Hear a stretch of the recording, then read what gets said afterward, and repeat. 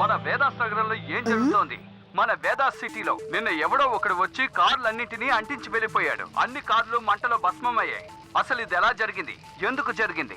ఎవరు ఇది చేశారు? లడ్డు సింగ్ గారు, మీకేమనిపిస్తోంది? ఇలాంటి పని అసలు ఎవరు చేస్తుంటారు? ఇక్కడి నుంచి 50 కిలోమీటర్ల దూరంలో ఉన్న ఎవ్వాడైనా కారుకి నిప్పి పెట్టాలనుకుంటే అప్పుడు ప్రజలు వాడికి చెప్తారు, నువ్వు అలా చెయ్యకు, లడ్డు సింగ్ వస్తారని. ఆ తర్వాత వాడు పారిపోతాడు. కానీ లడ్డు సింగ్ గారు, అదంతా సరే, కానీ ఎవడో ఊర్లోకి వచ్చి అన్ని కార్లని తగలబెడుతున్నాడు కదా.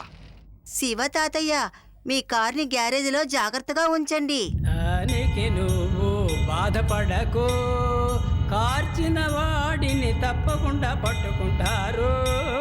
మీరు అన్ని సిచ్యువేషన్లో ఎలా పాడుతున్నారో అర్థం కావడం లేదు. బామ్మా, నేను వెళ్ళి నా ఫ్రెండ్స్ ని కలిసి వస్తాను. బాయ్. జాగ్రత్తగా వెళ్ళిరా శివ. ఒకేసారి ఒకే సమయంలో కారుని ఎవరు ఇలా తగులు పెడుతున్నారో తెలియట్లేదు.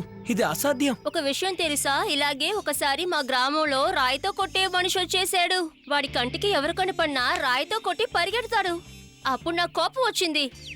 వెంటనే డిసైడ్ చేసేసాను, రాత్రంతా ప్లాన్ చేసి పెట్రోల్ చేసి వాడిని ఎలాగైనా పట్టేసుకోవాలని. ఒక రోజు రాత్రి నిద్ర లేకుండా మేలుకునే ఉన్నాను. అప్పుడు రాళ్లతో కొట్టే మనిషి నేను చూశాను. వెంటనే నేను అలాగే స్లో మోషన్ లో ఎంట్రీ ఇస్తూ వాణ్ణి. కానీ అది నువ్వెందుకు ఆ ప్లేస్ కి స్లో మోషన్ లో వెళ్ళావు? అరే ఏవయ్యా, ఎప్పుడైనా హీరో అంటే అలా స్లో మోషన్ లోనే కదా ఎంట్రీ ఇవ్వాలి. నేను అలాగే స్లో మోషన్ లో ఎంట్రీ ఇచ్చానా? అప్పుడు వాడు ఫాస్ట్ మోషన్ లో పరిగెత్తుకుని వెళ్ళుంటాడు. ఆ తర్వాత నువ్వు కళ్ళలో నుంచి మేల్కొని ఉంటావు. ఏంటి మీరు నేను ఏం చెప్పినా నమ్మనంటున్నారు? ఆది చెప్పిన విషయాల్లో మనకి ఒక్క విషయం మాత్రం యూస్ అవుతుంది. ఆ రోజు ఆది వాళ్ళ ఊరు మొత్తం ఒకేసారి పాట్రోలింగ్ చేశాడు. కాబట్టి మనం కూడా అదే విధంగా చేసి అసలు ఎవరు కారుని తగులు పెడుతున్నారో చూద్దామా?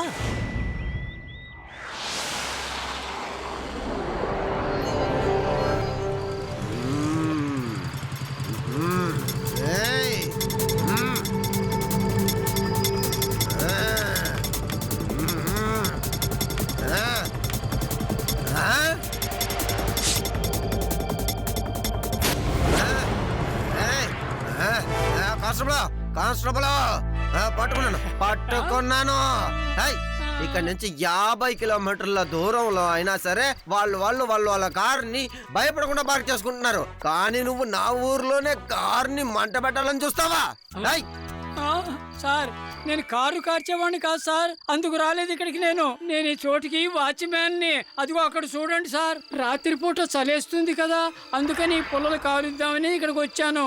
ఇవి వెలిగిస్తే వెచ్చగా ఉంటుంది కదా, అందుకే.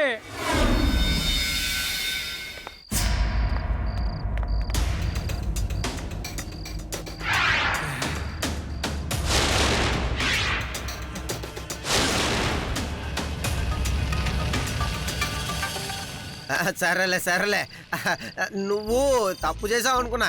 పర్వాలేదులే. నాకు కూడా చాలా చలిగానే ఉంది. నువ్వు నిప్పుని అంట పెట్టు. సార్, వెనకతల ఏదో పెద్దగా కాలిపోతున్నట్టుంది చూడండి సార్. అలాంటప్పుడు ఎందుకు ఈ పొలాలు అంటించుకుంటున్నాడో అర్థం కావడం లేదు. రండి సార్, అక్కడికి వెళ్తే చలి తగ్గుతుంది. పాప ఎవరో చలిలో నుంచి తట్టుకోలేక బోన్ ఫైర్ ని సృష్టించారన్నమాట. రా, మనం కూడా అక్కడికి వెళ్ళి చలార్చుకుందాం. నాకు కూడా చాలా చలేస్తోంది అయ్యా. ఎలా ఉందంటే ఆనందంగా ఉంది తెలుసా.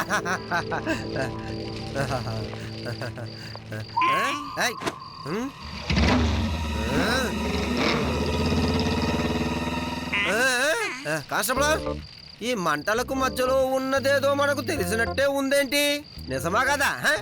అవును సార్, నాకెందుకో దీన్ని చూస్తుంటే ఒక పెద్ద మోటార్ సైకిల్ లాగా దాంతో పాటు సైడ్ కార్ అటాచ్ చేసినట్టు ఉంది.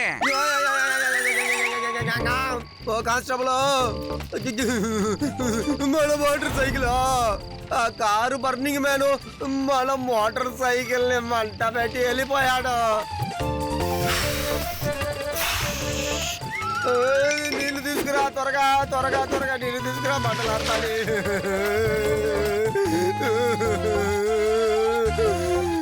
ఇక నేను అందరికి నా మొహం ఎలా చూపించుకోగలను?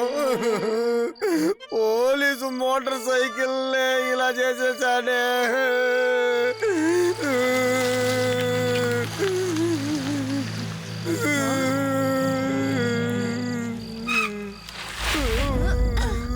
Laddu Singh sir అసలేమైంది?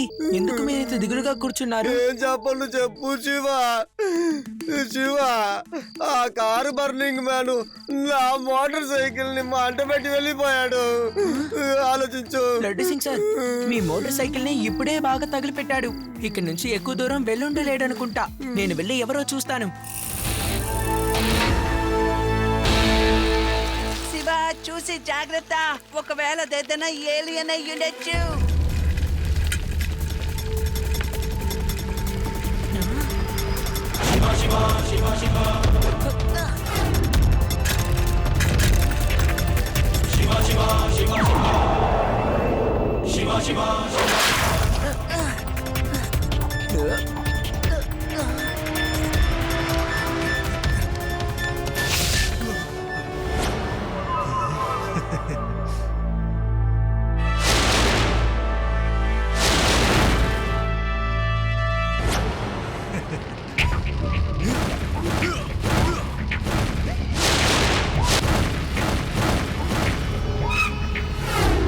Hey, stop!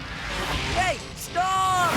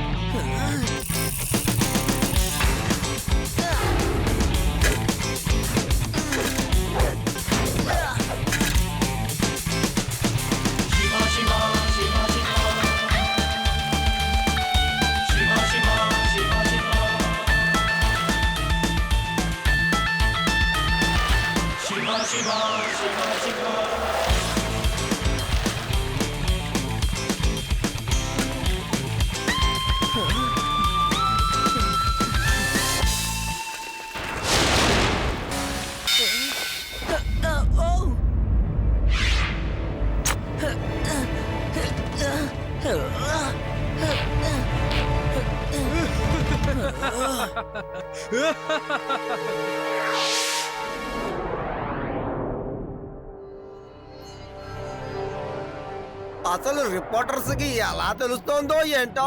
నేను కారు బర్నింగ్ మ్యాన్ ని పట్టుకుని ఇంటర్వ్యూ ఇస్తానని చెప్పాను. ఇంత పొద్దున్నే వచ్చి కూర్చున్నారేంటయ్యా? వాళ్ళకి నేను ఎలా చెప్పను వాడిని నేను పట్టుకోలేకపోయాను అని. సార్, మీరు ఆ రోడ్డు సీసీటీవీ ఫుటేజ్ అడిగారు కదా, నేను తీసుకొచ్చేసాను సార్. ఎదుగోండి.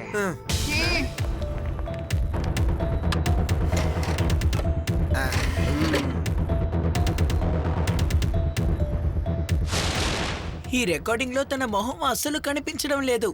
ఈ రికార్డింగ్ తో తనని పట్టుకోవచ్చని నేను బాగా కలలు కన్నానే. ఛే!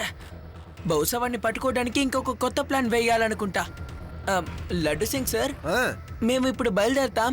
మీకు వేరేదైనా తెలిస్తే నాకు ఫోన్ చేయండి. శివ, అలా చూడు, తన నోట్లో ఏదో మెరుస్తోంది కదా. అవును రేవా, వాడు తన పంటికి గోల్డ్ కలర్ క్యాప్ వేసుకున్నాడు. ఇప్పుడు మనం కనిపెట్టాల్సిందల్లా వాడు ఎందుకు అన్ని కారుని తగలపెడుతున్నాడు అని. తప్పకుండా కారణం ఉంటుంది. కారణమే లేకుండా ఎందుకు కారుని తగలపెడతాడు? అవును శివ, గ్రామంలో ఒక మనిషి రాళ్లతో కొడతాడు అని నేను అప్పుడే చెప్పాను కదా. ఎందుకలా చేస్తాడంటే ఒకసారి పెద్ద రాయితో అతన్ని కొట్టారట. అలా కొట్టి వెళ్ళిపోయిన మనిషి మొహం మూసుకునే ఉందంట. అందుకనే అందరినీ వాడు రాళ్లతో కొడతాడట. ఎస్, అదే ఖచ్చితంగా ఈ కార్ని తగలపెట్టేవాడి మోటివ్ పగ తీర్చుకోవడమే అయి ఉంటుంది. లడ్డు సింగ్ సార్, రీసెంట్ గా మీకు ఏదైనా కారు తగలపడింది అని, లేకపోతే కారుని దొంగతనం చేశారని కంప్లైంట్ వచ్చిందా? కారు దొంగతనం పోయినట్టు కంప్లైంటా? ఒక్క నిమిషం శివ, నేను కాసేపు ఆలోచిస్తాను.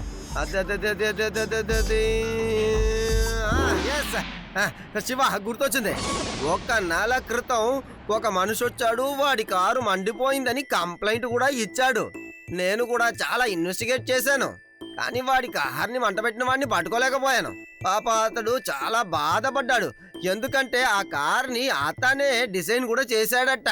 లడ్డు సింగ్ సార్, మనం వెంటనే వెళ్ళి తనని కలవాలి.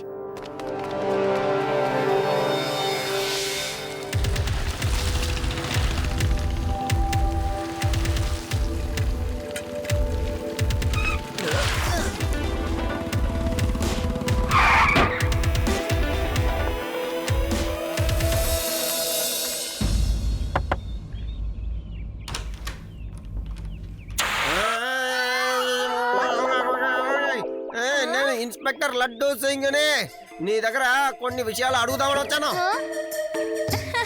ఓ సారీ, మీరు ఇల్లుని కాళ్ళకి వచ్చారని అనుకున్నాను.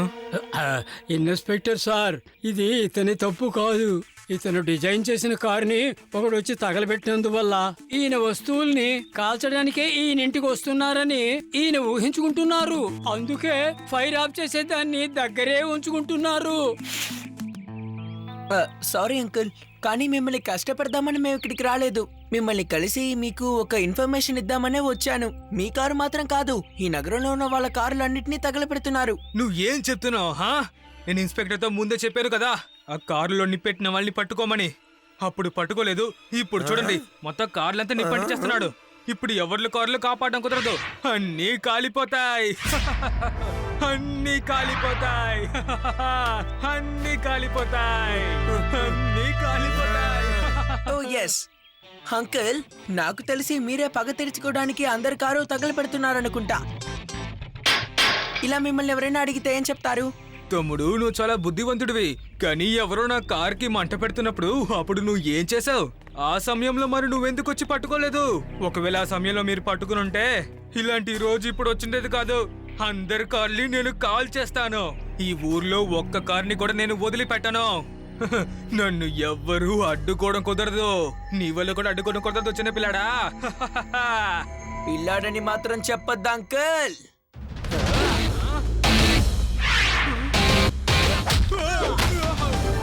శివ, నా పేరు శివ.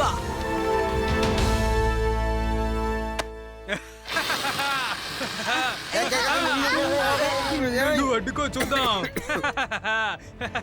నా కార్ని కాపాడలేదు కదా, అందుకే నేను ఏ కారుని వదలడం.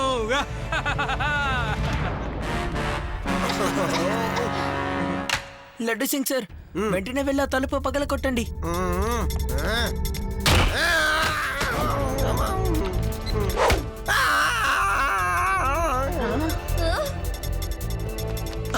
ఒక నిమిషం, ఏంటిది? ఈ ఊర్లో ఎక్కడెక్కడైతే కార్లున్నాయో అవన్నీ తగలపెట్టాలని ఈయన ప్లాన్ వేశారు. ఇటు చూడండి, ఈ రోజు ఈయన పూల్ చాక్ లోనే కార్ని తగలపెట్టబోతున్నారు. ఎందుకంటే కార్ డిస్ట్రిబ్యూటర్ వాళ్ళ పెద్ద కొట్టు అక్కడే ఉంది. సరే రండి. లడ్డూ సింగ్ సార్, త్వరగా లేచి పట్టుకోండి.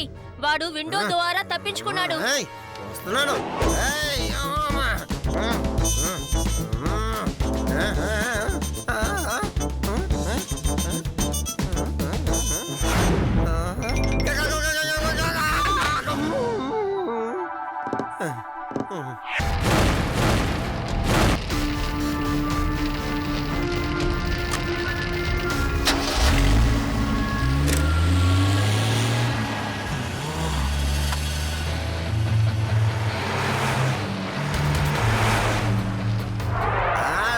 శివా, ఇదిగో నేను ఇక్కడ, ఇదిగో వచ్చేసాను చూడు. ఫైర్ ఇంజిన్ తో నువ్వు అన్ని మొదలుగా.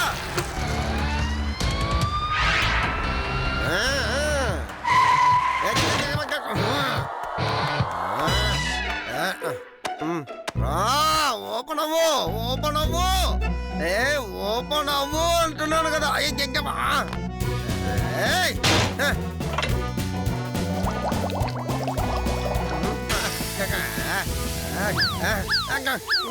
లడ్డూ సింగ్ గారు, నీళ్ళని వృధా చేయకండి, పేపర్ మూసేయండి. అలాగే అలాగే కానిస్టేబుల్, ఇదిగో ఆపుతాను.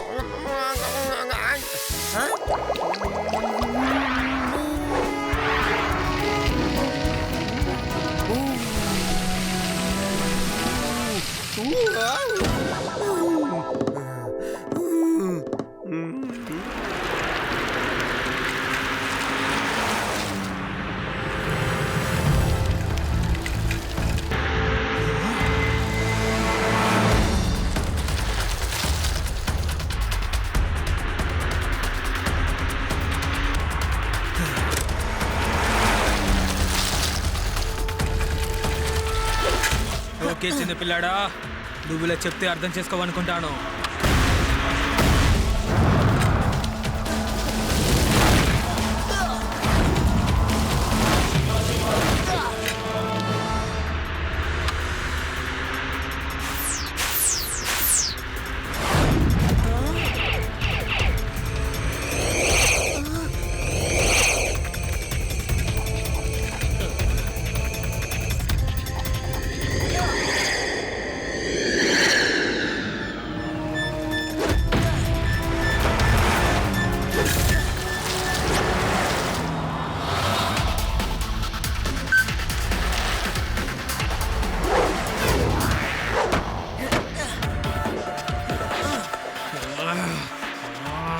టైర్స్ ఇప్పుడు కారుకి అతుక్కుపోయింది అంకుల్. ఇప్పుడు మీరు ఏమీ చేయలేరు.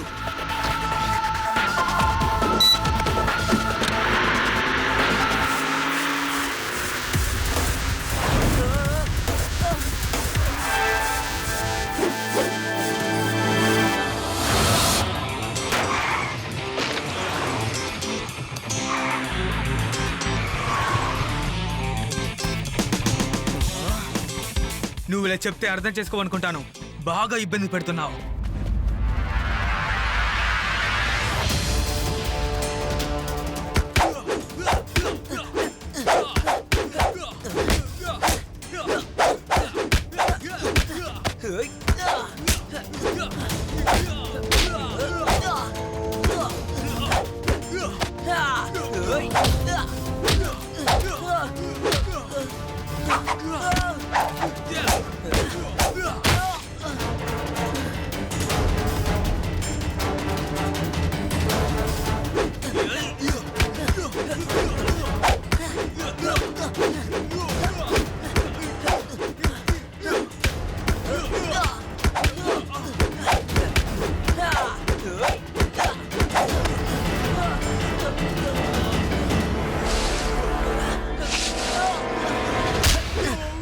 తీసుకోండి.